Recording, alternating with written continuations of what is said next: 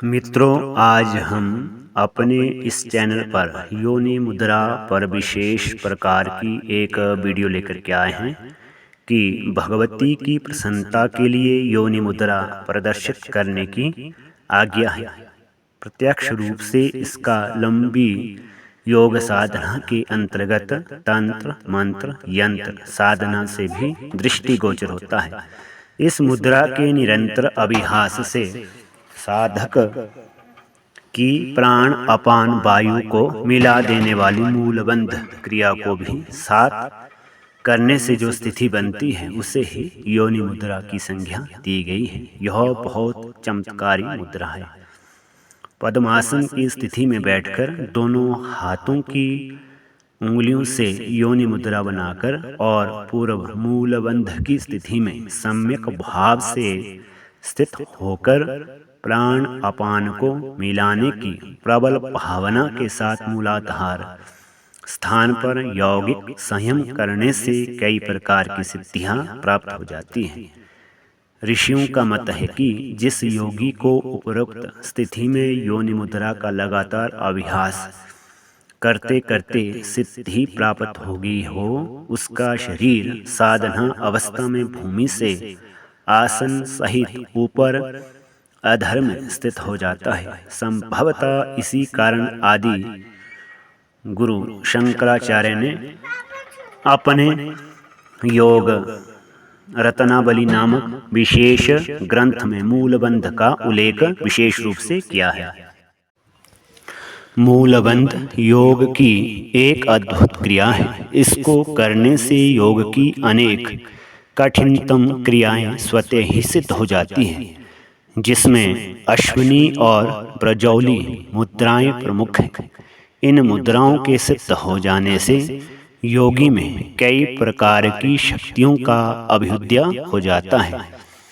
शक्त मत के आराधकों के लिए अति गूढ़ योनि आराधना का भी निर्देश मिलता है, जिन्हें केवल जनन आंग नहीं सृजन और व्यापक अर्थ में समझाया गया है। यौगिक दृष्टि से मनुष्यों के अंदर कई प्रकार के रहस्यमय शक्तियां छिपी हुई होती हैं। इन शक्ति के शरीर के अंदर छिपाकर रखने वाली मुद्रा का नाम ही योनि मुद्रा है।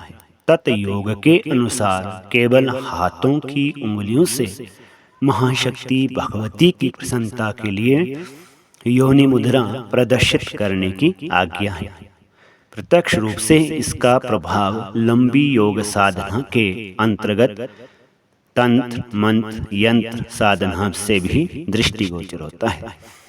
पद्मासन की स्थिति में बैठ करके दोनों हाथों की उंगलियों से योनि मुद्रा बना करके और पूर्व मूलबंध की स्थिति में, जैसे हमने पहले बताया है वीडियो में, वैसे ही फिर से बता रहा हूँ कि सम्यक भाव से स्थित होकर के प्राण अपान को मिलाने की प्रबल भावना के साथ मूलाधार स्थान पर यौगिक संयम करने से कई प्रकार की यौगिक साधनाएं जो हैं प्राप्त होती है। उसके बाद हृदय चक्र, चित्त चक्र, मस्तिष्क चक्र, सूर्य चक्र, जागरण जैसे कई चक्रों की अत्यधिक दुष्कर सिद्धियां प्राप्त होती है, जिसके बारे में सामान्य मनुष्यों को भले ही ज्ञान हो, लेकिन इन एक एक चक्कर के जागरण के साथ उच्च कोटि के साधकों एवं ऋषि मुनि वर्षों तक साधना करते हैं।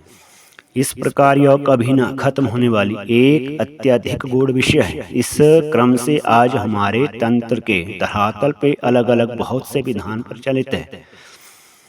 तंत्र योग के माध्यम से जो है कायाकल्प के लिए एक अत्यधिक महत्वपूर्ण विधान है। कायाकल्प और सौंदर्य का सही अर्थ क्या है? यह मात्र काया को सुंदर बनाने की कोई विधि मात्र नहीं है। यह आत्मा की स्वच्छता से लेकर के पाप मुक्त हो जाने के आनंद की प्राप्ति की क्रिया है। अगर साधक आंतरिक चक्रों के दर्शन की प्रक्रिया कुंडलिनी के वेग मार्ग से करता है, तब उसे मूलाधार से आगे बढ़ते हुए एक त्रिकोण दृष्टिगोचर होता है, जो कि आंतरिक रूप से जो है चिन्ह है, योनि है। मनुष्यों का हृदय पक्ष और स्त्री भाव इस त्रिकोण पर निर्भर करता है और उसके ऊपर मणिपुर चक्र के पास ठीक एक चिन्ह उसे जो त्रिकोण अर्थात योनि को पर स्थिर करते हैं, जो कि व्यक्ति के मस्तिष्क पक्ष और पुरुष भाव से संबंध होता है। यह त्रिकोण और लिंगात्मक से एक पूर्ण शिवलिंग का निर्माण होता है, जिसे योग तंत्र में आत्मलिंग कहा गया है। इस लिंग के दर्शन करना अत्यधिक सौभाग्य सूचक और सिद्धि प्रदान करने वाला बताया गया है। शिवलिंग के अभिषेक के महत्व के बारे में हर व्यक्ति जानता ही है। इसी क्रम से साधक इस लिंग का भी अभिषेक करने से जो आत्मलिंग में जो ऊर्जा व्याप्त होती है, वह पूरे शरीर में फैलकर आंतरिक शरीर का कायाकल्प कर देती है। उसके बाद साधक निर्मल रहता है, उसके चेहरे पर और वाणी में एक विशेष प्रभाव आ जाता है। साधक एक हर्षोल्लास और आनंद में मगन रहता है और उसे कई प्रकार की सिद्धियां स्वतः ही प्राप्त हो जाती हैं। योग तंत्र में इस दुर्लभ विधान की प्रक्रिया बताई गई है। यथा संभव इस अभ्यास को साधक ब्रह्म मुहूर्त में ही करे। अगर यह संभव न हो तो कोई ऐसे समय का चयन करें जब आसपास बिल्कुल शांत वातावरण हो और अभ्यास के लिए कोई विघ्न न आए। साधक पहले अपनी योग्यता से सोहम बीज के साथ अनुलोम विलोम की प्रक्रिया करे, उसके बाद भस्त्रिका करे। अनुभव में आया है कि जब साधक 2 मिनट में 120 बार पूर्ण भस्त्रिका करे तब उसे कुछ समय आंख बांध करने पर कुंडलिनी का आंतरिक मार्ग कुछ क्षणों तक दिखता है। अर्थात उस समय जो है चक्षु बंद कर देने हैं और कुंडलिनी का जो है आंतरिक मार्ग जो है दृष्टिगोचर होता है।